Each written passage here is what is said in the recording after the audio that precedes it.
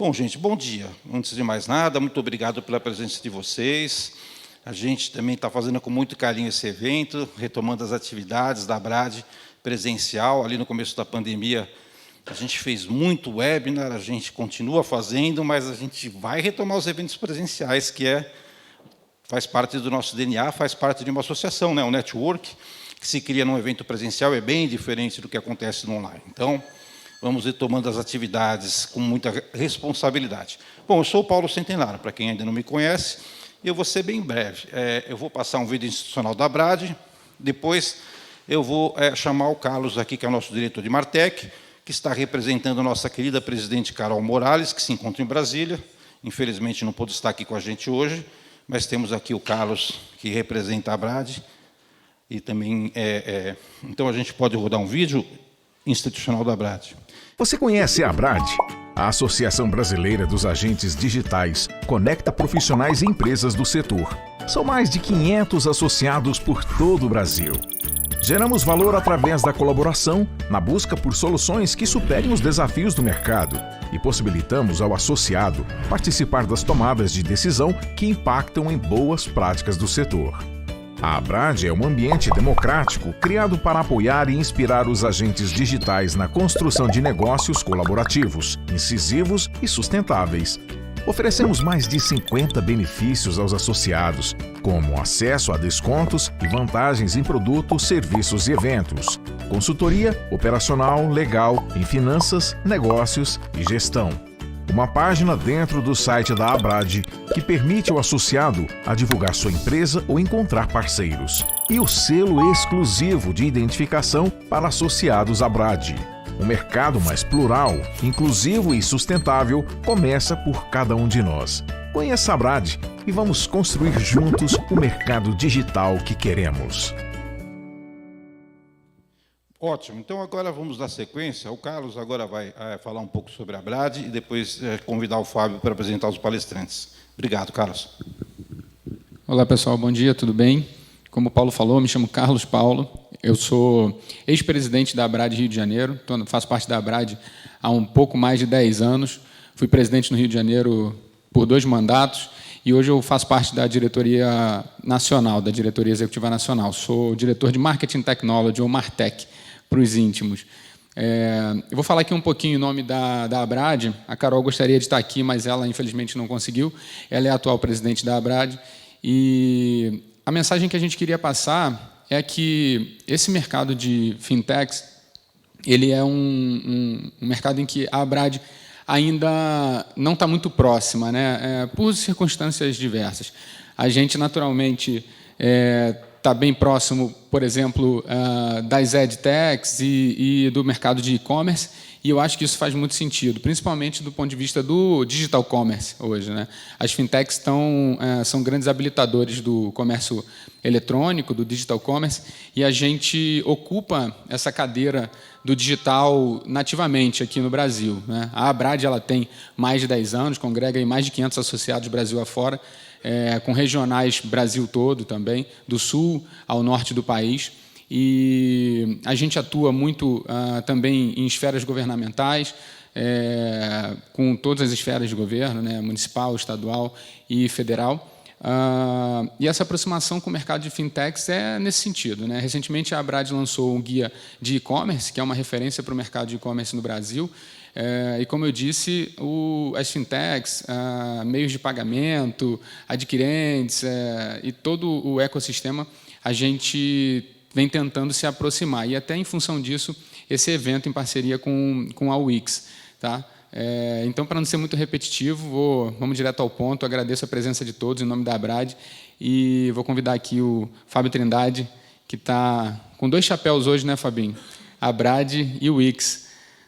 Vamos lá. Bom dia a todos. Obrigado, Carlos. Muito obrigado a todos. Obrigado, Carlos. Obrigado, ABRAD, na figura da Carol Morales, que infelizmente não está aqui. Eu gostaria de fazer 2 agradecimentos especiais para o Paulo Centenário, que organizou tudo isso, e para a Isabela Melão, que também correram muito para que isso pudesse acontecer.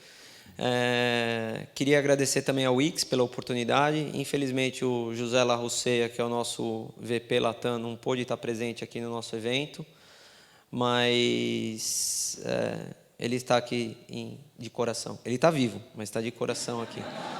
Falando assim, parece que o cara morreu, né? Não, não é isso, pelo amor de Deus. Ele só está com Covid, mas está super bem. Bom, o objetivo aqui hoje, né, é a gente conversar um pouquinho sobre o sistema de fintech. Eu acho que o Carlos já deu o tom da conversa, por que isso é interessante para a Abrad, faz todo sentido. Quando eu comentei isso dentro da Abrad, imediatamente, eu acho que toda a diretoria executiva comprou essa ideia, entendeu que isso era um ponto que a gente precisa participar mais desse mercado. E a ideia, então, é a gente trazer alguns temas aqui. É claro que vamos falar sobre fintech num evento de 1 hora é muito difícil, mas o que a gente tentou montar aqui na nossa curadoria foi trazer, talvez, perguntas que sejam relevantes no mercado hoje, ou talvez que elas chamem mais atenção. Então, acho que esse é o tema da conversa aqui. E, para isso, a gente pesquisou e trouxe alguns especialistas do mercado, pessoas que conhecem bastante o mercado e, mais do que isso, pessoas que estão atuando dessa maneira no mercado. Então, eu queria chamar aqui para o palco, né? Ele é bem modesto, mas não deixa de ser um palco. Eu vou começar na sequência aqui. Então, primeiro eu gostaria de chamar o Marcelo Vital, ele é o CSO da Asas. Por favor, Marcelo.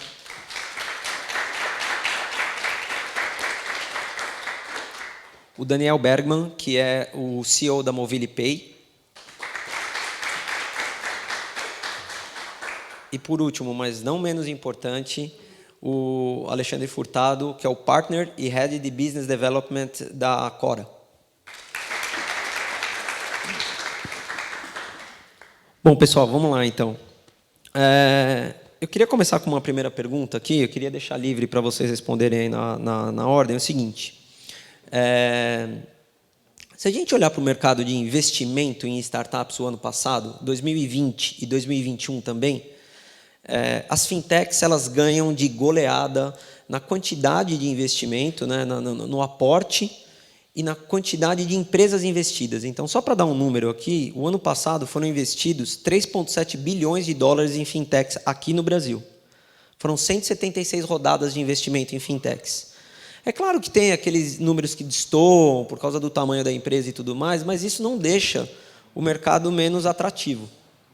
E a minha pergunta para vocês, para a gente começar a conversa, é o seguinte: existe uma questão mercadológica. O Brasil hoje, né, eu e o Daniel, a gente estava conversando um pouquinho antes aqui do evento aqui no café. O Brasil hoje ele tem um mercado não bancarizado, né? Tem concentração em muitos. Ainda existe uma concentração financeira em poucos players.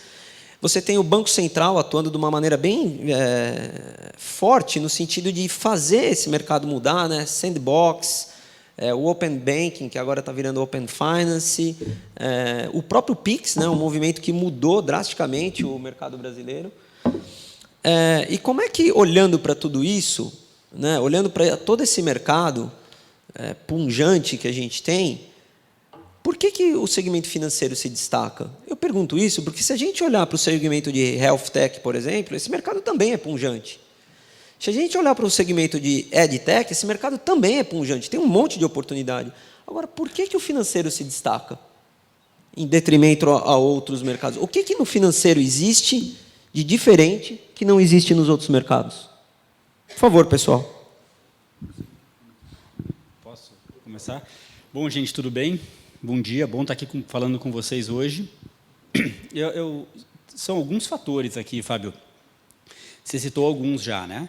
É um mercado que você tem um órgão regulador atuando para ajudar o mercado, o Banco Central ajuda muito, com iniciativas de enorme sucesso, outras nem tanto. De enorme sucesso, por exemplo, você comentou o Pix. Acho que o Pix transformou o Banco Central na startup do ano passado, porque assim, não teve iniciativa com mais impacto no PIB do país ano passado do que o Pix.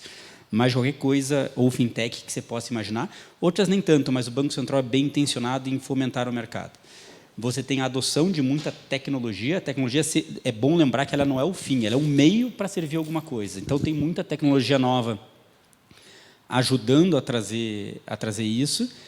E no mundo inteiro, o mercado financeiro é um mercado para quem chega lá, é um mercado que custa muito chegar lá. Tá? Os investimentos em fintech, os investimentos são altos porque precisa de muito dinheiro. Todas as fintechs precisam de muito dinheiro para começar a crescer. Mas, uma vez que você atinge escala, você atinge valuations gigantescos. Pode olhar, o Nubank é o melhor exemplo, mas tem o eBanks. Tem outras que pioraram um pouquinho agora, como o PagSeguro, o Stone teve outros problemas, mas ainda assim, mesmo com problemas, são valuations de 4, 5 bi de dólares, são valuations muito grandes. E como os valuations são muito grandes, tem muito dinheiro disponível para se investir nisso. Então, o prêmio de chegada muito grande, com capital disponível, pelo menos até há 3 meses atrás, estava muito disponível, agora está um pouquinho menos disponível, por causa da inflação e subida de juros no mundo inteiro. Tecnologia e órgão regulador pró-mercado faz com que o Brasil, e isso no mundo inteiro, e o Brasil, com a concentração que tem, com o spread que tem em todos os serviços, fez disso um prato cheio. Tá? Começou com mover dinheiro, com PagSeguro, Stone, etc., que agora estão sofrendo, porque o Pix está jogando todas essas taxas para baixo, mas ainda tem margem para caramba em investir dinheiro, ver o valuation da XP, esqueci de comentar, e crédito. Nubank surgindo aí muito bem, e todas as fintechs dando crédito também indo muito bem, por enquanto, né, com ressalvas com performance de crédito. Né? Então, é um prato cheio para se investir nisso. Os retornos esperados são gigantescos, e tem espaço para atuar. Tem muita dor ainda no mercado não resolvida. O mercado não saturou. Obviamente, tem segmentos como mover dinheiro, maquininha, eu considero bastante saturado. Talvez com o Pix agora vai ter uma nova onda, mas tem segmentos ainda com muita dor, com dores não resolvidas, com clientes sem a experiência ótima, que ainda, quando precisa de dinheiro, precisa falar do banco. O banco entende de dinheiro, mas não conhece o teu negócio, não sabe o que você precisa para continuar vivo no mês que vem. Seja pessoa física, PMEs, seja com atuações em collection, em cobrança, como Asas Fi. Então, assim, tem muita oportunidade para tudo quanto é lado em fintech.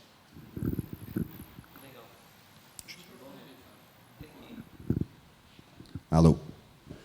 Bom, vou tentar complementar com alguma coisa aqui, porque você trouxe muita informação que eu concordo. Eu acho que a gente está muito focado no PJ, né? E aí, para agregar, o que a gente vê é uma falta de foco na experiência bancária para pequenos negócios, por exemplo. Então, quando a gente pega um produto, com todo respeito, se alguém for do Santander, aqui do Santander para PJ, é uma cópia, né, de um produto PF. Isso tem razões históricas de ser. Né? Tem basicamente uma questão de mercado endereçável, que sempre foi muito menor o PJ, e o PJ, pequeno negócio, sempre foi um negócio que foi muito pouco rentável para os patamares de maior retorno que existe no mundo, pensando em banco PF. O Brasil hoje é o país que tem maior spread bancário para PF no mundo, e não só para PF, acaba sendo para o mercado como um todo. Então, quando a gente pensa na experiência, na construção de uma experiência para serviços financeiros, para pequenos negócios, isso sempre foi uma adaptação, né, e uma coisa sem foco em realmente entender as dores desse pequeno negócio. Então, quando a gente pensa, né, hoje, para a gente fazer uma cobrança, aqui meus colegas podem me complementar, se a gente está num banco tradicional, a gente vai usar um arquivo KNAB, né, um arquivo de 1980. Isso hoje tem API, não tem necessidade de usar um arquivo de 1980 para fazer uma operação de contas a receber. Então, existe tecnologia disponível para criar uma experiência diferenciada para o cliente. Isso nunca foi a proposta dos bancos tradicionais. Então, acho que colocar o cliente no centro e isso ser um movimento de agregar valor, eu acho que é uma coisa que complementa um pouco o que já foi dito aqui e que traz essa oportunidade de realmente, vamos dizer, não só agregar valor para o cliente, mas também trazer um negócio de uma relevância muito grande. Você imagina que tem 25 milhões de pequenos negócios que pagam as maiores taxas bancárias e custos bancários no mundo, aqui no Brasil. Então, quando a gente combina uma experiência muito melhor para o cliente, com um negócio financeiramente sustentável, cobrando muito menos do cliente, tem um espaço muito grande ainda para se percorrer. E quando a gente talvez compara com outros segmentos, né, se a gente for pegar health, a gente já vê empresas de health tradicionais, talvez que já pensam nessa experiência do cliente muito mais do que bancos tradicionais. Então, talvez por isso tenha um gap relativo a outros mercados que coloca, talvez, o mercado de fintech um pouco à frente. E para complementar, eu acho que teve muito esse movimento, né, de 80% do mercado ainda está concentrado em 5 bancos no Brasil.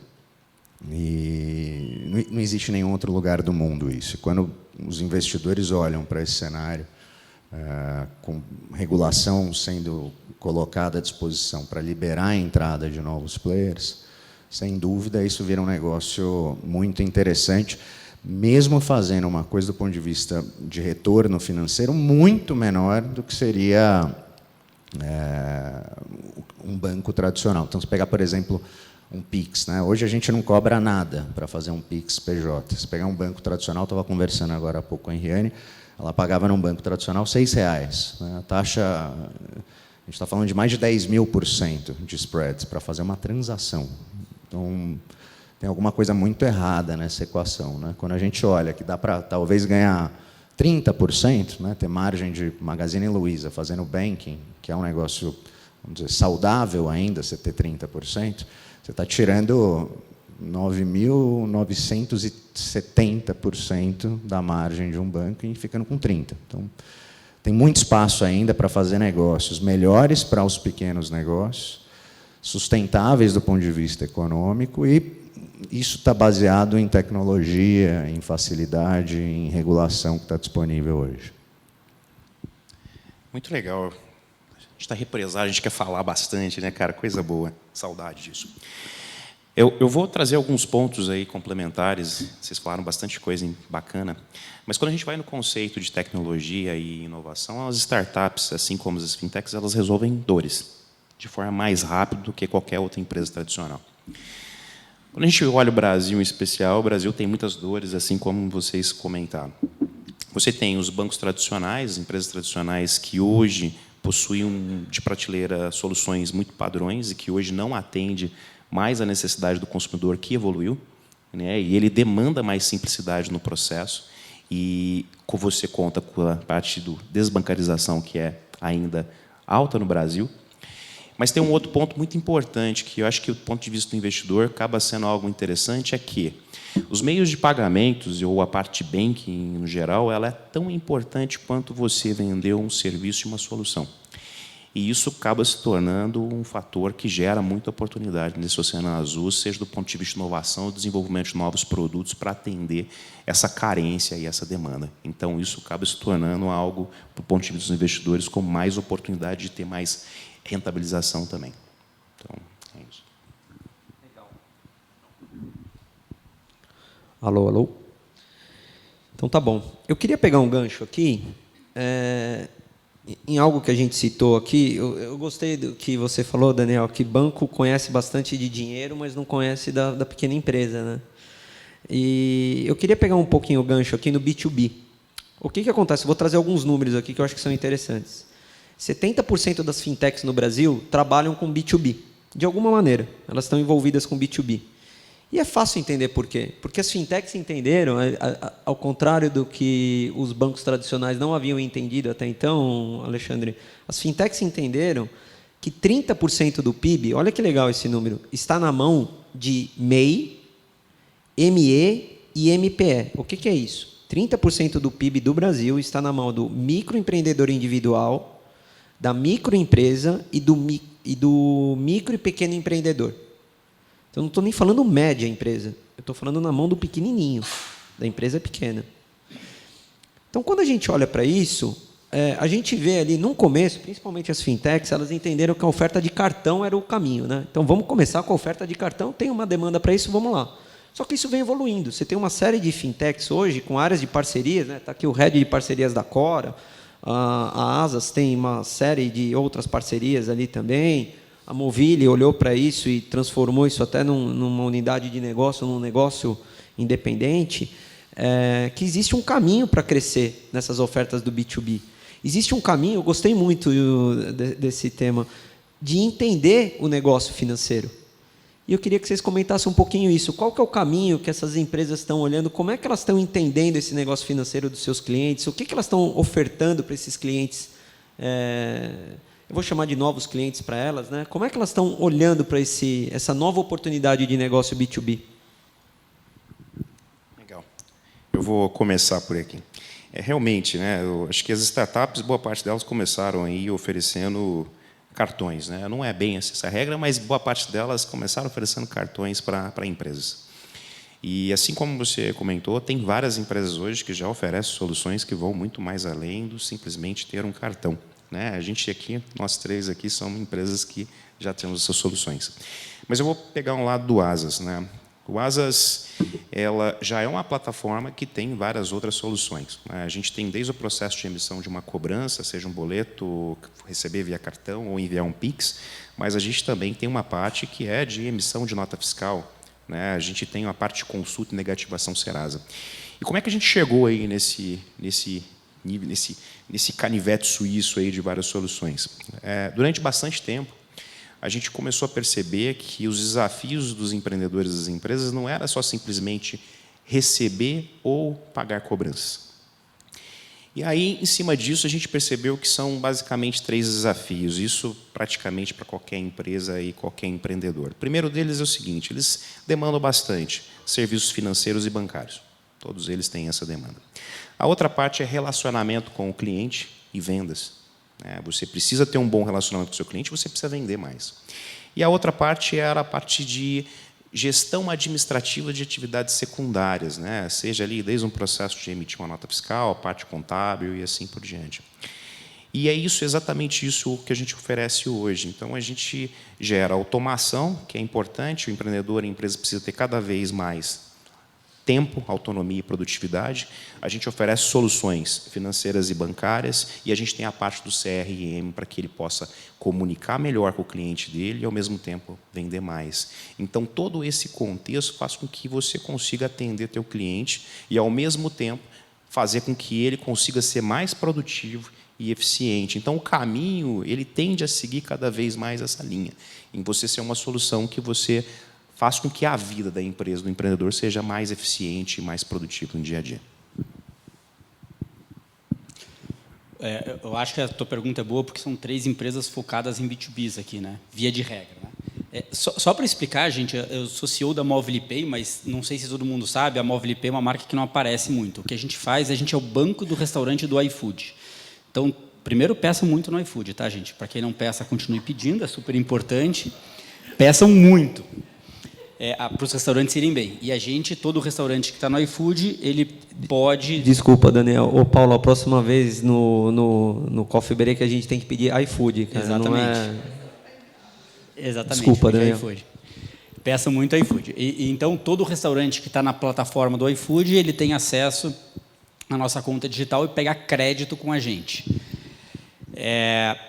E aí, o tema, explorando um pouco mais, né, da frase que eu citei, que os bancos tradicionais entendem de dinheiro e não sabem o que o teu negócio precisa para crescer, é uma explicação muito mais detalhada do que a gente faz e resume em Embedded Finance. Ou seja, hoje você vê os bancos querendo virar varejista, mesmo algumas fintechs já estão nessa fase, como o Banco Inter, C6, querendo trazer relevância e entender mais da jornada do seu cliente, sair só do aspecto transacional financeiro. E muitos varejistas querendo virar banco, na sua palavra. E nós, sendo banco do restaurante, somos essa segunda frase. Então, o Embedded Finance, o que ajuda muito nessa fase é você trazer essa oferta de serviços financeiros pensada de forma diferente para dentro de uma jornada que já existe e que só você consegue fazer. Você é o único por causa disso. Não é porque o Itaú e o Santander ou o Banco do Brasil não sabem dar crédito. Lógico que eles sabem. Ninguém é grande desse tamanho sem querer. Eles são bons pra caramba nisso que eles fazem. Mas eles não estão posicionados ou para um nicho, como a Cora ataca hoje, ou para um serviço específico, como começou a Asas e depois começou a expandir, ou para nós também, através de um nicho de restaurantes, entender profundamente o que ele faz, saber o que ele vendeu na semana passada e saber como é que vai ser o futuro dele. Ao estar integrado nessa jornada, a gente consegue oferecer serviços melhores. Por exemplo, aprovar mais crédito, ter uma taxa mais competitiva, de maneira responsável, obviamente, né?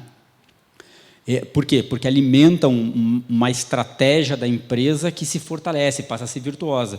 Então, vocês, todo mundo aqui pedindo muito no iFood, o restaurante estando bem, a gente dando mais crédito, ele expandindo, tendo mais capital de giro, ele oferecendo mais produtos para vocês pedirem mais iFood, e assim por diante, fecha uma estratégia completa. E aí sim a gente consegue trazer serviço financeiro e a gente se apodera desse entendimento profundo do cliente, que por causa da nossa posição a gente consegue ter e bancos tradicionais não conseguem, e mesmo os fintechs, por estarem fora do ecossistema, não conseguem, não por incompetência, mas sim por posicionamento estratégico, e aí sim a gente consegue oferecer misturar esse varejo com os serviços financeiros. Muito bom, gente. Tentar complementar. E eu acho que tem 2 pontos aqui que os colegas trouxeram, super interessantes, que é a automação, né, a partir do entendimento da jornada, experiência do cliente, e o foco, né, essa questão da gente cada vez mais ter negócios que se especializam e entendem cada vez mais a jornada de nichos específicos. Quando a gente olha para esse mercado de crédito, o que a gente vê é isso, o mercado está amadurecendo a partir de novos entrantes, e entrantes que estão se especializando com tecnologias novas para fazer operações de crédito para nichos específicos que talvez ninguém antes tinha focado com tecnologia e o cuidado para olhar para esse nicho.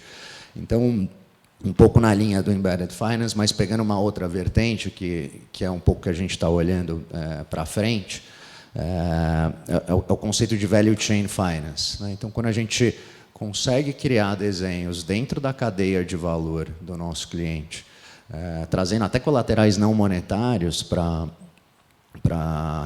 enfim, fazer uma operação de crédito, isso tem a ver com tecnologia, para você conseguir implementar uma solução como, por exemplo, né, a gente, integrado em um sistema de gestão ERP, consegue, entre aspas, entender os recebíveis que um cliente tem dentro de um sistema parceiro, porque a gente tem uma integração por meio de API com eles, e tem, por meio de tecnologia, a facilidade hoje de usar esse recebível e fazer uma trava como garantia dentro daquele sistema para fazer um crédito mais barato. Então, é uma solução que depende de tecnologia, de entender a jornada do cliente de uma forma muito específica, e isso depende de foco, né? Depende de foco para olhar para esse nicho. É claro que, como você disse, o Daniel comentou, um banco grande, tradicional, teria total capacidade de fazer isso, talvez até olhando para o nicho, melhor do que qualquer um dos novos entrantes. Mas o foco para esse segmento é uma coisa que hoje a gente tem quase 1000 fintechs e tem um espaço gigante para a gente criar esse tipo de especialização. Então, o que eu vejo em termos de futuro para principalmente o mercado de crédito, é isso, a gente vai ter cada vez mais players especializados em nichos com soluções que hoje estão disponíveis por conta de tecnologia, e cada um dando o seu foco para criar uma solução e uma experiência melhor. Em última instância, vira um ganha-ganha, né? Você reduz custo para o cliente, consegue melhorar a experiência de crédito para eles e consegue também trazer retorno. Um ponto que eu acho que é interessante a gente fazer um disclaimer rápido aqui. A divisão que eu trabalho na Wix é o que a gente chama de Wix B2B, né? Então, ela olha para parceiros que tenham na sua base de clientes empresas não digitalizadas. E aí a gente vem com o produto da Wix, com a plataforma da Wix, e digitaliza esses caras. Qual que é uma dificuldade, né, que a gente encontra aqui no mercado brasileiro? Tem muita pequena e média empresa que está muito longe disso. E aí, quando a gente entendeu, quando nós chegamos aqui no Brasil, há mais ou menos um ano atrás, e nós começamos a entender que o mercado financeiro era um mercado interessante para a gente atingir essas PMEs não digitalizadas, a gente começou a encontrar umas coisas bem interessantes aqui. Assim. Por exemplo, muitas PMEs ainda trabalham com boleto e cheque.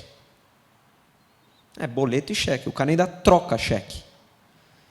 E a missão da Wix é digitalizar esse cara. E a gente conta com os parceiros do segmento financeiro. Falando isso, contando um pouquinho dessa história, a minha pergunta para vocês é o seguinte: como é que a gente chega...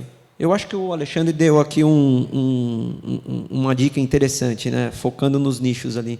Mas como é que a gente chega nesse Brasil que não é São Paulo e não são as capitais, né? Eu estou falando lá na terra do meu avô, lá em Birigui. Como é que a gente pega lá em Birigui e consegue ajudar o pessoal do comércio a ser digital e aí conseguir fazer uma oferta muito maior para eles, ofertar todos os serviços que são possíveis, ajudar esse cara na organização, na administração da empresa dele? E sei lá, do lado de Birigui tem Turiúba ainda, saudosa Turiúba, que é menor que Birigui. Minha família é de Turiúba, então aqui não tem nenhuma piada com relação a Turiúba, só que ela é bem pequenininha só. Como é que a gente faz para chegar lá em Birigui, em Turiúba, hein, pessoal? Só para falar São Paulo, ainda tem, sei lá, todo o interior desse Brasilzão grande aí. Vou começar? Já passou aqui, então vou eu aqui. Olha, esse é um desafio, né? Eu acho que vocês comentaram. Hoje, praticamente metade da população ainda é desbancarizada. E as fintechs, né, as startups, de uma forma geral, têm uma abordagem muito digital, né? Eu acho que hoje o maior investimento de mídia que a gente faz é em Google. Todo mundo que a gente acaba trazendo o grande volume de quem a gente traz para o negócio são empresas que já estão um pouco mais conectadas nesse mundo digital e que, enfim, já tem uma propensão maior a contratar um serviço como digital. E tem um desafio muito grande, né, de transformar, principalmente quando a gente pensa em pequenos negócios. Imagina um dono de pequeno negócio em Birigui que tem um comércio há mais de 30 anos, um mercadinho de bairro. Você vai falar para ele sair do banco tradicional dele, com o gerente dele que está lá há 20 anos, para ir para um banco digital com atendimento virtual, sem agência. É uma quebra de paradigma muito grande. Então, no nosso caso, o que a gente tem feito para levar os benefícios da Cora para esses pequenos negócios? A gente tem criado uma série de parcerias, né? Por exemplo, com o Wix, eu vou dar o exemplo aqui para não ficar viesado com o Wix, com o mercado contábil. Hoje a gente tem uma rede de quase 1.500 contadores, vamos chegar a 10 mil até o final do ano, de contadores que têm negócios tradicionais na sua base, e que eles não são meros distribuidores ou revendedores ou agentes de negócio.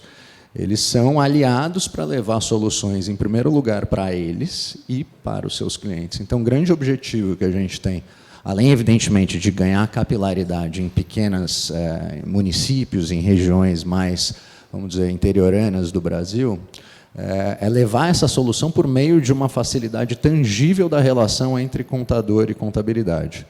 Vocês devem ter passado aí pelo IR, né? Nesses últimos meses, estão passando agora, teve declaração no começo do ano de pessoa jurídica. Quem aqui que não precisou enviar extrato bancário para o seu contador para fechar a contabilidade? Acho que todo mundo precisa pegar o extrato no banco e mandar, né? Então, esse é o tipo da facilidade que a gente gera. O contador tem um acesso, desde com as autorizações do cliente, à conta dele, para gerir as informações, fazer todo o BPO. Isso gera um ganho de produtividade no trabalho do escritório contábil muito grande. E tira um atrito da relação do contador com o cliente também gigante, né? Imagina um contador desesperado fechar o IR, tendo que ligar para o cliente: me manda o extrato bancário. Um baita desperdício de energia e dá para fazer uma solução muito simples, é uma questão de foco, de novo. Então, quando a gente consegue, por meio de soluções nichadas na relação, entendendo a relação cliente-contador, levar a solução para esses parceiros, a gente consegue atingir, no nosso caso, pequenos negócios que estão em regiões como Birigui e que teriam uma propensão menor a fazer um negócio digital. E, à medida que a gente vai levando essas facilidades, a gente começa a ter, vamos dizer, uma espécie de crescimento do conhecimento em relação a essas novas tecnologias. Tem muita coisa ainda para ser percorrida, muito desafio ainda, mas a gente já começa a ver esse movimento de negócios mais tradicionais se beneficiando e valorizando essas soluções de tecnologia que já estão disponíveis. Falta ainda a gente conseguir ser mais conhecido e tem um desafio grande aí acho que para todos nós aí para crescer, né? Mas acho que é um pouco esse o caminho que a gente tem colocado. Você falou bem, acho que foco e produto bom é a receita para resolver isso. O que eu quero trazer aqui é alguns casos que vão nessa direção para inspirar. Esses mercadinhos de bairro, etc., eles podem não usar Google, ainda ter o banco tradicional, mas tem uma ferramenta que eles têm no celular deles, que é o por onde eles recebem pedido, por onde eles mandam o boleto, o extrato para o contador, por onde eles fazem pedido para o fornecedor. Se chama WhatsApp. Então, o WhatsApp está em todos esses lugares. Então, tem como. Produto bom chega lá. Então, o WhatsApp está chegando lá. Como que a gente vai criar coisas e assim, não precisamos se preocupar que o WhatsApp vai roubar o negócio de todo mundo, porque eles são plataforma, tá? Eles não vão, de repente, criar, ou podem até criar, né? Mas leva bastante tempo para criar coisas específicas para o interior do Brasil. Quem dirá para o Brasil, mas ainda mais para o interior do Brasil. Mas o WhatsApp está lá. Esqueci o nome da cidade do seu avô? Tem um WhatsApp lá. O pessoal usa o WhatsApp lá, pede comida, faz tudo no WhatsApp. Então, o WhatsApp está rolando lá. Então, esse é um para inspirar. 2, tem alguns casos de fintechs. Vou citar uma de pessoa física especializada no interior do Nordeste. E está crescendo muito e está indo muito bem porque aprendeu a dar crédito para essa turma, que é o caso do Will Bank. E ele ajuda muito empresas que querem... não é empresas, pessoas que são compradores e vendedores, tipo o vendedor autônomo de Mercado Livre, recebe muita ajuda disso. Então, tem como chegar lá. Então, assim, é difícil? Tem gente fazendo? Já tem gente fazendo. Tem como? Claro que tem como. É só a gente aqui querer ajudar e a fazer esse bolo aumentar.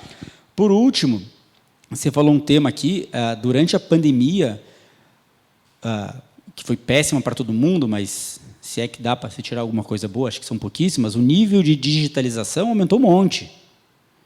Quem de vocês teve a pessoa que nunca, vou usar o exemplo de casa, tá? Nunca fazia pedido de mercado por aplicativos? Teve que aprender a fazer. Minha tia de 80 anos teve que aprender a fazer. E ela continua fazendo porque o produto é bom e continuou fazendo depois. Tinha muito desbancarizado. Pessoal, a Caixa Econômica abriu conta para todo mundo, conta poupança. Eles não são mais desbancarizados para receber o auxílio emergencial. São subbancarizados. Eles têm uma conta, a conta está lá, é modelo caixa, ela não tem a agilidade da Cora, nem da Asas, nem da MobilePay, longe disso, né? Se tivesse, a gente estaria em um problema bastante grande aqui, né? Mas ainda não tem. Mas está bancarizado. Eles têm a conta, mas não têm acesso a crédito, não têm acesso a um cartão de crédito. Para pegar um extrato para mandar para o contador, provavelmente tem que ir na agência, pior ainda. Mas, então, tem muita gente fazendo isso. Tem muita gente. E aqui fica, se a gente focar com um produto bom em fazer o bolo crescer, fazer o mercado crescer, aumentar o bolo, trazer mais gente para participar da festa, tem muito espaço para todos nós aqui ajudarmos. Muito espaço. Mas tem que fazer o bolo crescer e se mexer. Já tem gente fazendo. Que bacana, que discussão rica, hein? Boas perguntas, viu, Fábio? Eu acho que tem uma relação muito forte entre a sua primeira pergunta e tudo que a gente tem falado, né? Realmente está aí o valor das fintechs aí. Vamos olhar o Brasil em especial. A gente tem uma pegadinha que a gente brinca que a pandemia em si ela foi o maior desenvolvedor de tecnologia, acho que global, né? Ela ajudou as pessoas a ter mais contato com o digital, independente ali do seu grau educacional. A gente teve muita gente que começou a utilizar o próprio mobile, que cresce cada vez mais, né? Esse digital, físico digital e esse, como você mesmo comentou, sobre o comércio digital, é uma realidade. A gente sabe que essa é uma realidade. Tanto que você comentou sobre o WhatsApp, realmente o WhatsApp hoje você vê pessoas idosas utilizando com muita facilidade. E, às vezes, até pessoa que mal sabe escrever consegue enviar um áudio. A gente lançou recentemente, inclusive, a forma de você enviar a cobrança automatizada pelo aplicativo via WhatsApp. Cara, tem sido um sucesso. Você vê gente que, às vezes, é uma empregada doméstica que ela cobra, né, as pessoas que ela presta serviço enviando a cobrança via WhatsApp. Então, esse realmente é um meio que ajuda muito no processo de digitalização. A outra parte que eu vejo, que é bem interessante, foi o próprio Pix. O Pix, além do que o Daniel comentou sobre a parte da Caixa Econômica Federal ajudar nesse processo de bancarização, né, e aí você tem o subbancarizado, o Pix ele também tem ajudado as pessoas aí a ter mais contato com empreendedorismo, com a bancarização. Então, isso tem sido um fator que tem acelerado o processo aí de digitalização entre os meios de pagamentos ou financeiro. Então, é isso. 2 números que eu gosto muito de citar nas apresentações da Wix é o seguinte: 77% das pequenas e médias utilizam o Pix para transação. 77% das pequenas e médias empresas, né, usam o Pix para transação financeira. E um número que eu gosto muito é que 75% das pequenas e médias empresas tem no WhatsApp o seu principal canal de venda. Então, são 2 números aí apenas para corroborar aí tudo que vocês têm falado aí com relação a esses canais digitais, a esses canais novos. Eu queria conversar com vocês, e o Marcelo acho que deu o tom dessa pergunta um pouquinho mais para frente, o seguinte, né? Quando ele explicou que a Asas hoje, ela tem como core do negócio dela, né? E eu não estou querendo fazer nenhum trocadilho, core Asas aqui, mas ela tem ali como a principal oferta dela o serviço financeiro, mas ela tem uma série de outros serviços que ajudam as pequenas e médias empresas. E aí você tem alguns movimentos bem interessantes no mercado. Você tem a Ambev, por exemplo, querendo virar um banco agora para os bares e restaurantes. Porque ela quer digitalizar esses caras e, junto com essa oferta, ela quer ter a possibilidade de fazer toda a parte financeira deles. Você tem aí, por exemplo, alguns movimentos bem interessantes acontecendo no mercado, como a OMI, por exemplo, comprando um banco, que comprou o Banco Link. A OMI, para quem não conhece, é um ERP. Então, é um movimento talvez contrário ao da Asas, né? A Asas é um banco que está ofertando outras soluções que não são financeiras. A OMI é o contrário, ela tem soluções que são administrativas e agora quer ofertar financeiro também. Como é que fica isso para o mercado, para vocês, players do mercado, para vocês que eu estou chamando aqui de nativos do mercado financeiro? Vocês vieram do segmento financeiro, estão expandindo. Agora, como é que é esse ataque, né, do que o Porter chamava lá dos novos entrantes? Né? Sei lá, uma cervejaria está querendo participar desse bolo agora. Como é que funciona isso? Qual que é a visão de vocês a respeito disso? Fábio, eu me coloco junto na mesma categoria da Ambev. O iFood nasceu muito antes da Mobile Pay. Então, a gente é um varejista, um marketplace entrando em serviços financeiros. Mesma categoria. Inclusive, o Donos, ou o BES, que mudou o nome agora, o Banco da Ambev, complementar ao nosso, concorrente, mas não importa, tá lá para jogar o mesmo jogo. Cara, quem fizer produto bom, com value proposition bom, tem lugar nessa mesa. Não tem problema, tem lugar para todo mundo, desde que você tenha value proposition bom. Por que teu cliente escolhe você? O que faz você ser único? Por que ele vai abrir uma conta comigo e não vai ficar com a conta dele do Santander? Por que ele quer uma conta com a Cora e não quer com C6, a PME? Se tiver isso claro, entregar isso aqui, tem lugar para todo mundo. Seja o varejista entrando em serviços financeiros e as entidades de serviços financeiros entrando no varejo. A JV do Itaú com a TOTUS. É uma forma de explorar isso. Isso não é novo, né? O banco CIA era com o Bradesco. Só que tinha menos tecnologia embarcada, mas era a mesma história. Todos esses varejistas, projetos de 30 anos atrás, também eram JVs entre grandes varejistas e os bancos tradicionais. Com muito value proposition, com cartão CIA e assim por diante. Enquanto você tiver value proposition e entregar algo único, teu produto for bom, tem lugar. E aí não importa de onde você veio, se você veio do varejo ou do mercado financeiro. Complementar o Daniel, e eu concordo muito com essa visão. Acho que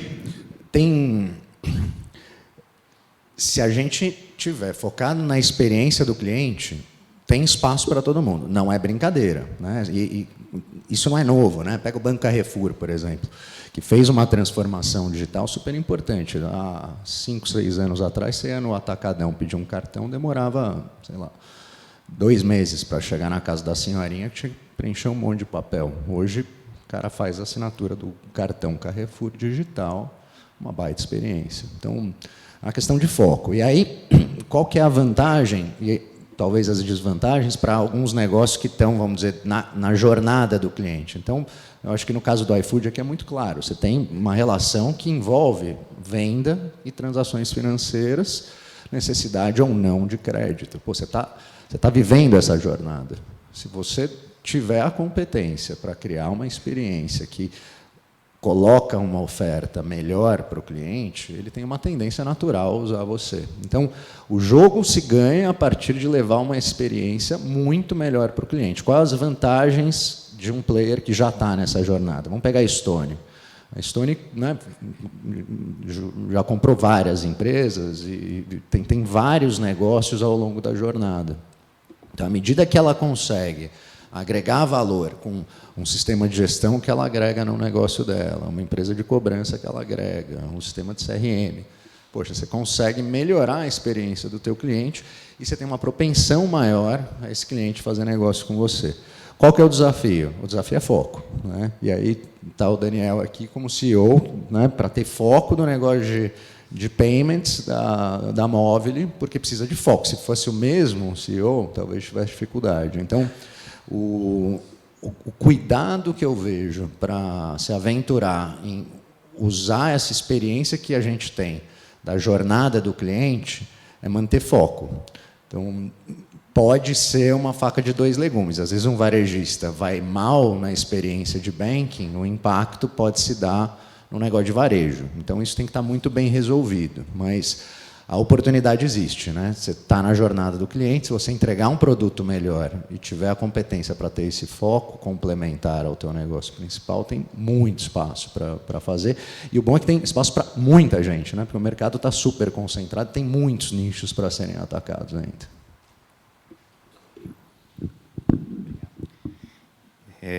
Bacana, eu acho que é bem essa linha, experiência, cada vez mais ela vai ser cobrada, né? O consumidor ele está muito exigente, as gerações novas elas são extremamente exigentes, né? A gente pega aí uma criança de 3, 4 anos, ela já sabe já o que ela quer, mas eu percebo uma situação que, pelo menos para nós, e eu acho que para vocês também, ou empresas do grupo, né, assim como a Cora, para nós é importante até fomentar.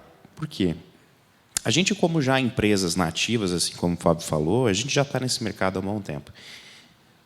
Nós 3, eu acredito que as 3 empresas elas já são empresas que são homologadas, já são instituições de pagamento. Elas são homologadas, elas já passaram por todo o processo de aprovação pelo Banco Central ou por certificações. Isso faz com que a gente consiga, primeiro, não só olhar como concorrência dessas empresas que estão virando, assim como o próprio iFood, né? O iFood hoje é o banco, né, dos restaurantes, né, muito nichado e específico. E cada vez mais a gente vai perceber que empresas de nicho elas vão buscar soluções financeiras. Primeiro, Bank as a Service trouxe a possibilidade de qualquer empresa hoje poder distribuir soluções financeiras. Aí você tem a parte, ou existe diz, Open Bank, que é um outro fator que tem contribuído para isso e vai contribuir cada vez mais, e agora tem o Open Finance, né, que vai além das soluções financeiras. Você começa a ter uma empresa que, às vezes, é uma empresa de bebidas, por exemplo, ela começa a distribuir seguros. Então, para nós, a gente lá no Asas, a gente tem uma visão muito clara que, como a gente já tem toda uma estrutura tecnológica por trás, né, com APIs para fazer integração, a gente tem que surfar essa onda e oferecer soluções para que essas empresas de nicho possam dar uma experiência melhor. E aí, paralelamente, eles vão precisar de empresas como as nossas para que eles possam desenvolver não só inovação, tecnologia, mas poder ter um produto de boa qualidade para atender esses nichos específicos. Marcelo, eu vou pedir para você continuar, então. O que você acha que vai ser a tendência para as fintechs do ponto de vista não só de tecnologia, mas de mercado? O que você acha que Qual que vai ser o futuro das fintechs agora? Eu sei que você começou a falar disso, eu queria que você desenvolvesse um pouquinho mais aí e já continuar nessa tua resposta aí já, pode ser? Uma pergunta difícil, né? Você falar, dizer qual que vai ser a tendência aí, assim como a gente olha a parte de tendência para meios de pagamentos. É mais fácil a gente falar o que não vai ser, principalmente quando a gente olha meios de pagamentos, né? Por exemplo, cheque. Acho que as gerações novas nem sabem preencher um cheque. Eu ainda sei, viu? Ainda tenho um lá em casa, mas não tenho usado. O próprio boleto, você percebe que é uma solução que está evoluindo. Você vê uma palavra que é até engraçado, você dizer bolix, né? Antigamente, o que é um bolix ou um pixeleto, né? Que é um boleto que ele também pode ser pago pelo Pix. Eu acho que é difícil a gente dizer qual vai ser a tendência das fintechs. O ponto é que elas, por si só, elas estão inovando cada vez mais e trazendo soluções novas. E aí a gente pode olhar alguns fatores que vão tendenciar isso. A primeira delas, eu acho que é o seguinte: cada vez mais o dinheiro está sendo usado menos. Aí tem a palavra que o pessoal se utiliza bastante, que é o cashless. A pandemia fez com que isso se tornasse algo cada vez mais comum e o dinheiro cada vez mais vai ser menos usado. A outra parte que você tem aí, que traz como tendência, são as carteiras digitais, os wallets. Assim como, por exemplo, o iFood, o Cora, eles têm a possibilidade de você utilizar um wallet para você fazer um pagamento, já fazer o próprio pedido ali e afins. Você tem aí o pagamento instantâneo, que é uma realidade que deu muito certo. Quem não gosta de fazer um pagamento com Pix, é muito legal, cara. Você já faz lá, recebe, fala, recebi. Então, os pagamentos instantâneos eles tendem a ser cada vez mais utilizados e isso é algo sem volta. E aí você tem um ponto importante aí que caminha muito, a parte mobile. Hoje, acho que o Brasil deve ter mais celulares do que a própria população, né? Acho que a média é quase 2 aparelhos por pessoa. Então, olhando todo esse contexto e mais a própria geração Z, né, que ela já nasce digital, acho que dentro do útero ela já tenta mexer o dedinho ali para poder colocar a mão no celular, você consegue ter uma ideia de como vão ser aí o futuro das fintechs, além da parte de criptomoedas, né, que ainda é algo muito polêmico se dizer, e a gente vê esforços, em especial no Brasil, até mesmo por parte do Banco Central, em disponibilizar a regulamentação, e não é a gente fala criptomoeda, a gente olha Bitcoin, mas não é uma infinidade de criptomoedas. Como regular e controlar isso para que isso seja seguro? Porque não é só simplesmente você ter a tendência financeira, você tem que ser seguro também, né? O fraudador ele tem evoluído. Então, quando a gente olha todo esse contexto, a gente percebe que a evolução é que você, pode ser que sim, que você vai ter várias fintechs ou várias formas de meios de pagamentos, mas o principal ponto entra de novo a experiência. Qual que vai ser a experiência e o consumidor que vai ditar essa regra de tendências? Assim, esse é o meu ponto de vista. Boa. Difícil prever o futuro, mas tem algumas coisas que são tendência, né? Primeiro, eu gosto de separar os serviços de fintechs ou de bancos, normalmente se encaixam em 3 categorias: mover dinheiro, guardar dinheiro e investir dinheiro. Via de regra. Talvez se pensar depois em insurtechs, não é bem fintech, tem outras coisas também, mas mover dinheiro, guardar dinheiro e investir dinheiro. Então, o que você pode fazer nesses 3 aqui? E aí, por baixo disso, tem algumas tendências de tecnologia. Por exemplo, quem aqui veio aqui hoje passar o dia e não trouxe sua carteira, só o celular? Pronto. Já está claro que é uma tecnologia. Há 3 anos a gente falava isso, há 3 anos não acontecia. Hoje as pessoas saem de casa e estão mais preocupadas em saber quanto eu tenho de bateria para ver se vai chegar no final do dia. É a minha única preocupação. Não sair com a carteira. Isso já é realidade, tá? Isso não é tendência, porque nessa sala aqui 20%, 30% já acontece isso. Beleza. Na próxima para que o celular? Por que a tua conta tem que estar aqui? Com biometria, ainda não está lá o serviço. Aliás, tem lugares que já estão, a Amazon Go, na China tem uma série de lojas que você já consegue fazer tudo. Por que você precisa do celular? Se com tua biometria você já não faz todos os serviços financeiros. E aí vem a provocação. Vamos parar de pensar em adaptar os serviços e criar serviços nativos para o futuro. Lança-se o celular, o banco vai pensar, preciso colocar minha conta no celular. Está errado isso, gente. Conta é uma coisa que não nasceu junto com o celular, ela nasceu antes do celular. Para que eu preciso ter uma conta no celular se ele conseguir funcionar sem ter a conta aqui dentro? Então, essa é uma tecnologia. A segunda, você citou criptomoedas, eu sou mais apegado à blockchain. E isso serve não só para fintechs, serve para muito mais que fintech, mas a tecnologia de blockchain ela vai se ganhar escala e vai permitir a gente fazer muita coisa, né? Sonhamos ainda também com quantum computing, acho que está muito longe disso. Para quem não sabe, são máquinas com poder de calcular ridiculamente superior, que vão tornar tudo ficar muito mais fácil e mais fácil de calcular. Acho que a gente está há alguns anos de ter isso em massa. Se você pensar nas tecnologias e pensar em como aplicar isso para mover dinheiro, guardar dinheiro e investir dinheiro, aí sim a gente vai estar pensando em como construir a experiência que você citou do futuro. O que a gente vai conseguir criar como fintech do futuro. E parar de pensar no passado, em maquininha, essas coisas. Isso já foi.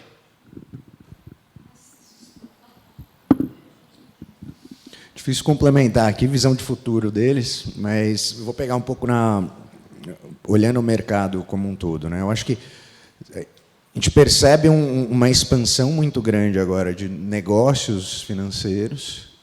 Eu entendo que isso vai passar por uma consolidação em algum momento. Então, a gente já viu alguns movimentos aí de sistemas, RPs, outros players fazendo aquisições.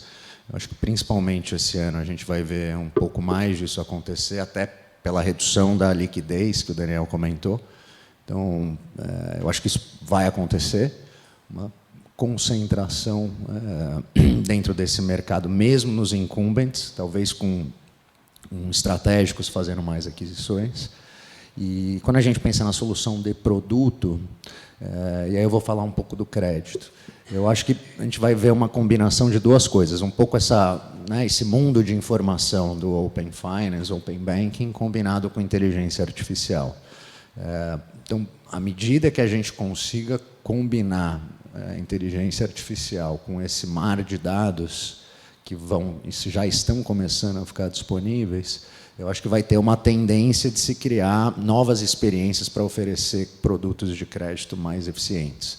Então, desde entender o comportamento de pequenos negócios com base em mais informações de sistemas, fornecedores e tudo mais, até a forma de conceder o crédito, né? Então, fazer essas transações de uma experiência completamente diferente. O cara está dentro de um sistema contábil e tem lá disponível um serviço de crédito mais eficiente, numa experiência que ele não esperava ter antes no banco tradicional. Então, acho que essas tendências aqui, eu acredito que a gente vai começar a ver cada vez mais, e eu acho que vai favorecer todo mundo, né? Porque, como usuário, cliente de banco, o que a gente quer é uma experiência melhor. E aí, com toda a tecnologia e informação disponível, eu acho que a gente vai começar a finalmente melhorar um pouco a percepção de serviços financeiros no Brasil, que hoje, dentro dos mercados, bancos, tirando telefonia, eu acho que telefonia e bancos são vistos como os piores, né, de atendimento ao cliente. Eu acho que uma tendência com novas tecnologias é isso começar a mudar e talvez bancos, novos bancos, começarem a ser vistos como mais amigos do cliente. Então, isso também eu acho que é uma tendência para os próximos anos. Pessoal, antes de encerrar, eu gostaria de abrir aí para saber se vocês têm alguma pergunta, se vocês gostariam de manifestar alguma coisa, não sei, falar sobre Birigui, Turiúba, fiquem à vontade. Se vocês não têm nenhuma pergunta, eu vou encerrar, mas parece que apareceu uma aqui. Eu vou te dar meu microfone mesmo, fica rápido. Sala, né, que faz pergunta no final. Então, na verdade, é uma curiosidade. Assim, eu já trabalhei em banco, num passado horroroso. Não vou falar qual, Bradesco. E foi horrível, foi péssimo. Uma burocracia absurda, enfim, vocês sabem muito melhor do que eu. E eu tinha muito problema no banco, principalmente quando a gente estava criando produtos. Isso que eu era da seguradora, eu não era nem do varejo, né? Tudo que você cria dentro da organização bancária, os produtos, a preocupação era sempre o antifraude, né? olha, estou criando isso aqui que vai ser muito legal para facilitar. Mas a primeira coisa que meu chefe e a chefe do meu chefe e o chefe do meu chefe falavam mas isso aqui dá para burlar. Não, mas alguém vai criar isso para roubar, assim. Alguém vai usar isso. Então, a gente ficava muito tempo discutindo o produto e o dobro do tempo descobrindo, tentando saber como fazer aquilo a prova de fraude, né? E agora que eu trabalho com startup, eu vejo muitos países que são extremamente desburocratizados, né? Por exemplo, a Estônia, né? Outro dia eu estava lendo que a Estônia, a única coisa que você não faz online é divórcio. Você casa, você compra casa, você compra AP, tudo é muito online, assim. Outro dia eu estava ajudando a minha mãe a pôr na Comgás, né? O login da minha mãe na Comgás para pagar R$50 de gás, eu não consegui. Então eu acho que assim, como que vocês veem essa questão no nosso cenário, assim, falando de Brasil? Porque, por exemplo, a Estônia é um país que tem 3 pessoas, né? É muito mais fácil, é tudo muito diferente. É muito mais fácil controlar essa liberação digital num local como lá. E aqui, o que vocês veem como diferente nesse nosso cenário?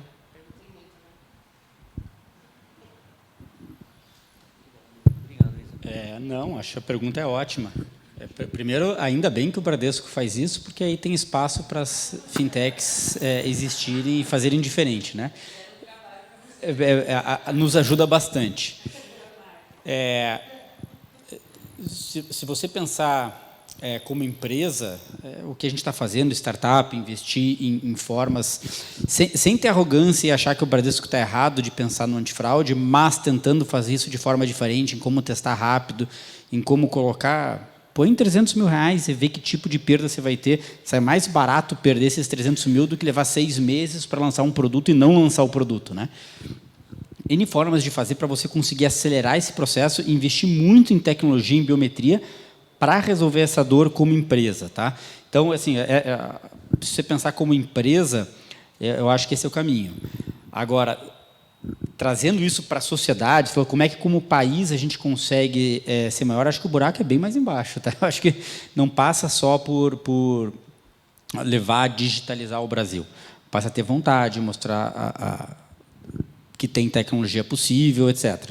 E aí vai do nosso papel como empresas entender que a gente faz parte da sociedade, querer expandir e mostrar essa qualidade de serviços digitais, do Asas, da Cora, nosso, para mostrar que tem formas de fazer e tem formas de construir. Exemplos super concretos disso. Quanto os bancos se mexeram para melhorar seus serviços depois que Nubank e XP ficaram desse tamanho? Melhorou um monte. Então, eles tiveram um impacto na sociedade brasileira como um todo. Já tiveram XP e Estônia. Porque já atingiram esse tamanho, já fizeram Itaú se mexer, Bradesco se mexer, um lança o Next, outro lança o IT, vão tentando melhorar seus serviços. Esse é um caminho. Trabalhar junto com o Banco Central, com entidades, é o outro caminho para facilitar isso. Mas eu acho que a jornada é bem grandinha. Não é fácil, não. Puder complementar a resposta, eu acho que bom, Daniel sempre responde tudo muito bem, difícil falar mais, mas a forma de pensar o negócio, eu acho que é um pouco diferente, né? E aí, evidentemente, que quando a gente já tem um domínio de mercado como o do Bradesco, a preocupação é outra. Então, no caso da gente, startup, né, quando a gente está pensando o negócio, cara, é o que o Daniel falou, cara, pequeno, erra, aprende com erro, melhora.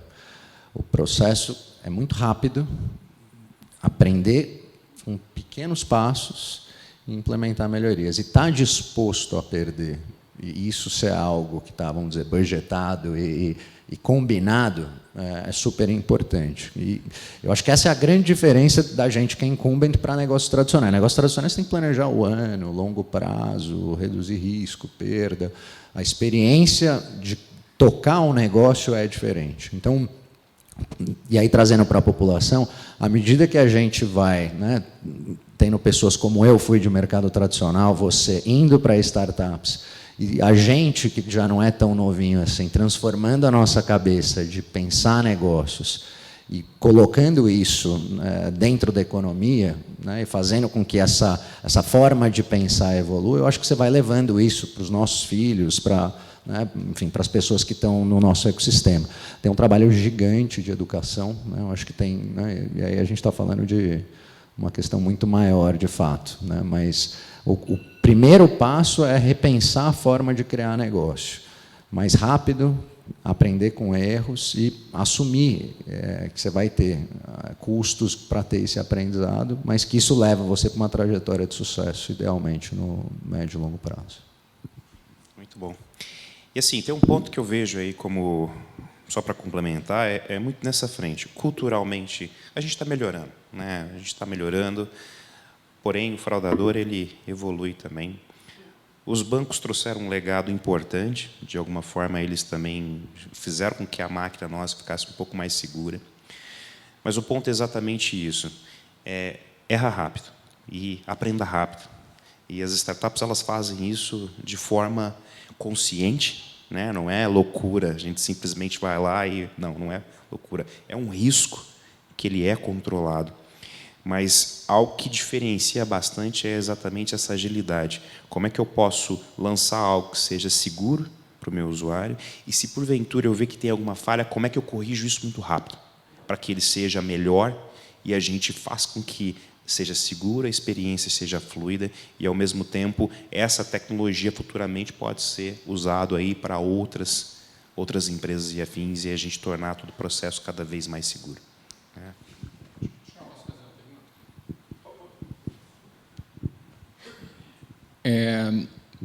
Alguém, não sei se foi o Daniel, mas alguém tocou no assunto de blockchain e cripto.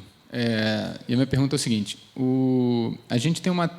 se a gente for partir do princípio do conceito da blockchain, a gente está falando para simplificar, peer-to-peer. Então, a blockchain ela elimina o middleman, né, o intermediador. E quando a gente fala de serviços financeiros, etc., eu estava num evento recente em que alguém falou uma frase assim, eu não me lembro exatamente do contexto, mas que tinha espaço para muito mais intermediadores. E eu falei, caramba, será que isso não é um contrassenso com o que a gente ainda vai chegar em blockchain? E quando eu vejo a gente falando de serviços financeiros em geral, a gente ainda consegue, tirando o detalhe da experiência e da gente resolver pontualmente problemas específicos, só que a gente ainda tem um ecossistema de muitos players, né? Você ainda tem adquirentes, você ainda tem, sei lá, gateways de pagamento, bandeiras de cartão, os bancos, todo mundo ainda está aí. E todo mundo morde uma fatiazinha, mesmo que você... E aí o spread, etc. Mas mesmo que você consiga enxugar a margem, como você deu o exemplo, você ainda tem vários middlemen, vários intermediadores. Isso não é...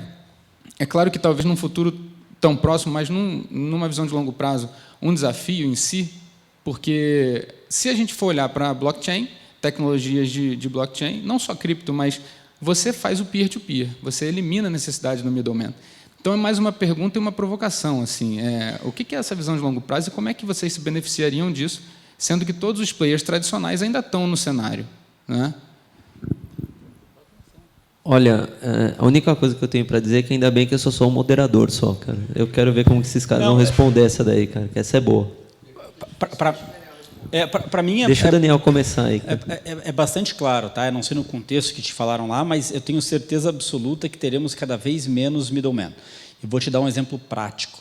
A indústria de hoje do cartão de crédito tem 4 ou 5 players envolvidos. Você citou bem. Você tem a bandeira, você tem o adquirente, tem o subadquirente, tem o estabelecimento, tem o banco emissor, ou seja, é uma volta inteira. Gente, quem já viu testes ou vai começar a ser testado o PIX garantido, PIX parcelado garantido?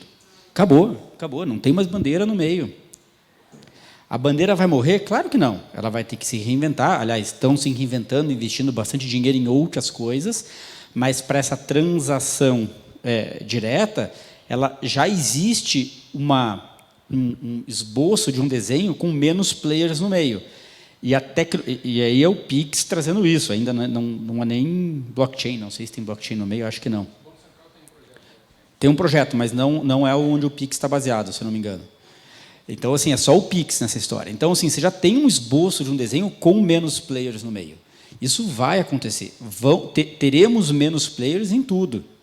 É natural.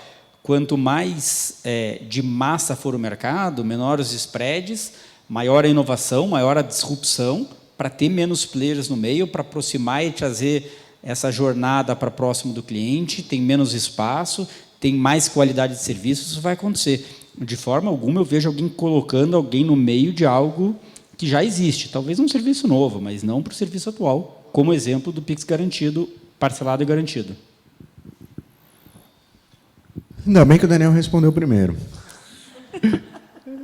Assim, minha visão, eu vou dar uma visão um pouco fora do conceito aqui de cripto, mas vamos olhar para o blockchain. Blockchain nada mais é do que uma forma transparente de se formalizar transações que podem ser de qualquer natureza, né? Isso é uma evolução do que seria o cartório, né? Então, não deixa de ser uma tecnologia disponível, melhor, auditável, transparente para todos, que reduz custo de validação de negócios. Então, na mesma linha, né, isso vai permear o mercado inteiro. Você vê já hoje muitas pessoas podendo já fazer esse tipo de transação para, enfim, comprar bens e tudo mais. Eu acho que, à medida que a gente consegue colocar tecnologias que viabilizam transparência, que eu acho que é um pouco o que está por trás do blockchain, você expõe qual o custo da transação e isso reduz, né, o spread, no caso bancário. De uma forma geral, o que a gente está vendo é um movimento de mais tecnologia, trazendo esse tipo de transparência, e isso facilitando a relação dos interessados no negócio diretamente. Então, um pouco o Daniel comentou, hoje você tem uma tendência de redução de soluções de pagamento de uma forma geral, porque você tem disponível tecnologia do Banco Central para fazer isso de uma forma mais acessível, mais transparente e direta. Então, acho que a gente vai ver, sim, uma redução de, vamos dizer, intermediários de todas as naturezas no mercado, a não ser que esses intermediários estejam agregando valor para essa relação. E aí eu acho que tem uma oportunidade, porque não é só garantir a transação, mas a experiência dessa garantia. E aí é possível que você veja novos negócios levando uma experiência de garantia de transações, por exemplo, confirmadas em blockchain, que levam uma experiência melhor para o cliente. Esse cara pode ser um intermediário que gera valor na relação. Mas acho que a gente vai ter uma melhoria na transparência geral, e isso vai reduzir o espaço para intermediários que não geram valor, e sim novos entrantes, possivelmente, que vão pensar em soluções que melhoram a experiência.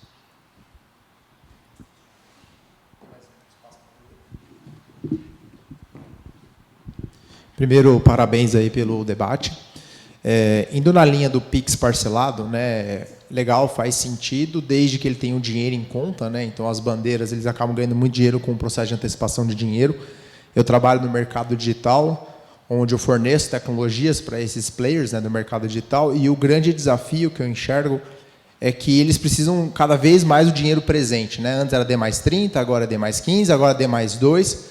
E aí, pensando nisso, vocês veem alguma perspectiva de ter um open crédito onde eu consiga, em tempo real, dar um crédito, reduzir a taxa dele de antecipação para o comprador, né, não para o seller em si, onde eu dou isso como um bônus? Porque se eu já tenho um birô onde eu consigo ter isso centralizado, eu analiso que o risco dele é menor, até para um chargeback, etc., eu consegui fazer quase um payback para ele, em cima dessas taxas, né? Então, eu, por exemplo, que tenho uma linha de crédito bacana, sou um bom pagador, eu não acho justo eu pagar 2,99% ao mês ou 2,49% ao mês, sendo que eu poderia pagar 1,4% nessa minha parcela, por exemplo, que às vezes o seller repassa para o comprador. Vocês enxergam uma perspectiva nisso, de que as instituições pretendem abrir isso para mim poder fornecer mais crédito, com mais crédito fornecendo, eu incentivo mais as compras, ou não? Você acha que tem um interesse que eles não vão fazer esse tipo de abertura? Não sei se ficou claro a pergunta. Não, tá claro, e você já vê iniciativas do Banco Central forçando isso a acontecer. Iniciativas que não deram certo até então, tá? Como o registro de recebíveis. O registro de recebíveis é onde as adquirentes têm que registrar tudo que elas vão pagar para o vendedor, e aí outras instituições cadastradas lá podem ir lá e oferecer crédito mais barato. Não está funcionando legal ainda, mas vai funcionar. Para responder a tua pergunta, é interessante ver que Essa história do D30 é uma jabuticaba, só existe no Brasil isso aqui. Historicamente, o Brasil levava muito tempo para liquidar transações de cartão e cheque, Nordeste, Norte do Brasil, São Paulo, etc. Precisava dos 28 dias e assim se estipulou. No mundo inteiro isso não existe. Tá? Você vai trabalhar com meios de pagamento na Europa, no México, nos Estados Unidos, é D2, se não me engano, a Mex é D7, que é o que mais tem prazo nessa história. Então, tem tendência a se encurtar o Banco Central, os próprios players oferecendo D0, D2 a taxas cada vez mais competitivas para conseguir oferecer isso para os clientes finais. Então, assim, eu vejo que isso é uma tendência.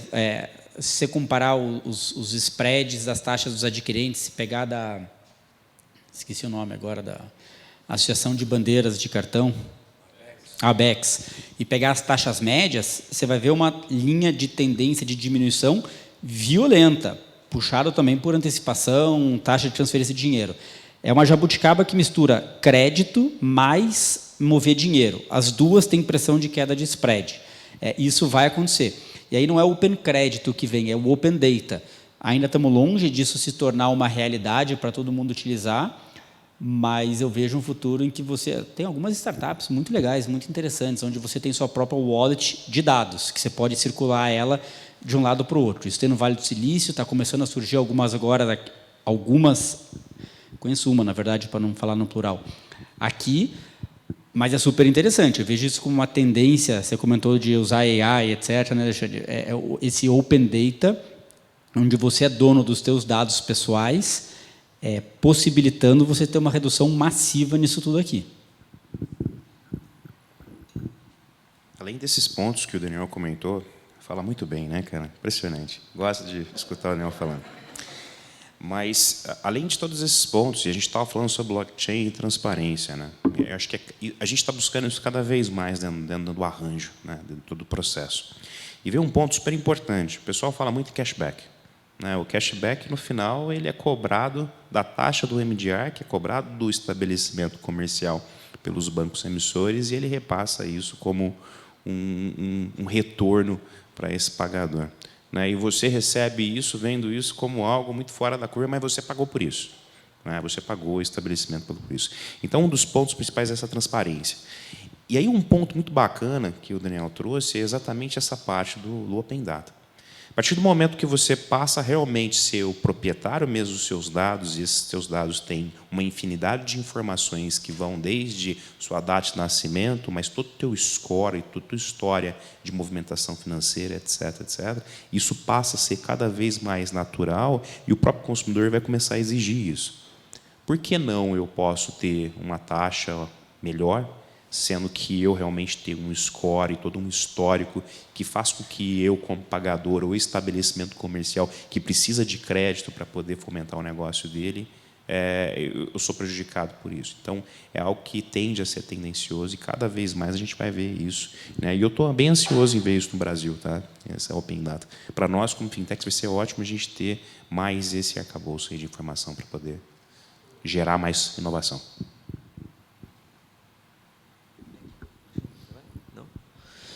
Pessoal, mais alguma pergunta? A gente precisa encerrar. Vamos fazer essa última, então, e a gente encerra? Eu vou passar o microfone para você. Eu só queria saber se agora a tendência do mercado, como fica a criptomoedas? Vai ou desce? Sobe ou desce? Porque todo mundo só quer falar em ganhar, não é mesmo? E aquilo lá está uma sensação, uma euforia de todo mundo. Eu quero saber, eu vou buscar, eu quero. E ninguém está sabendo lidar com essa situação. Só isso. Obrigada. Eu tinha um professor meu de macroeconomia, muito bom em espanhol, ele falava o seguinte: se eu soubesse o que vai acontecer com isso, eu estava tradando e ganhando dinheiro e não estava aqui falando. Então, não tenho que... Não sei. Não tem como... Não tenho a menor ideia. Olha, olhando... Eu vou falar aqui como o cara que brinca perdendo dinheiro na Bolsa de Valores todo mês. Mas, assim, o que eu enxergo de criptomoeda do ponto de vista de flutuação é que ela tomou nas bolsas internacionais, ela tomou um caminho de ativo de risco. Então, ela fica variando ali e ela tem um comportamento de ativo de risco. Então, acho que se eu posso dar 5 centavos de participação aqui de auxílio, é isso.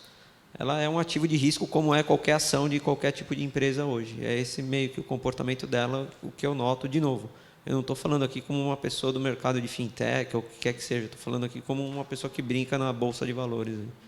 É isso que eu noto. Não sei se alguém tem alguma coisa para complementar aqui. Você também trada com Bitcoin? Eu acho que, complementando o que o Fábio falou, também tem a questão das criptos ainda não estarem regulamentadas, né?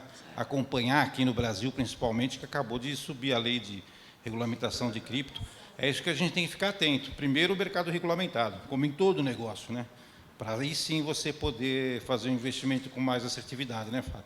Porque senão é especulação, e vale, o jogo vale. A gente brinca também de especular. Eu não sabia que você tradava com Bitcoin, Paulo.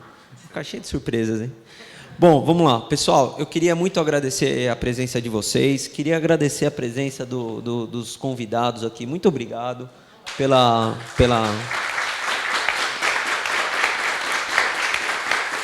Eu acho assim, não é muito obrigado somente pelo tempo de vocês, é muito obrigado pela disposição de vocês em dividir esse conhecimento. Acho que é isso efetivamente o que vale. Então, queria deixar aqui o meu agradecimento como a Brad e como o Wix para vocês, tá bom?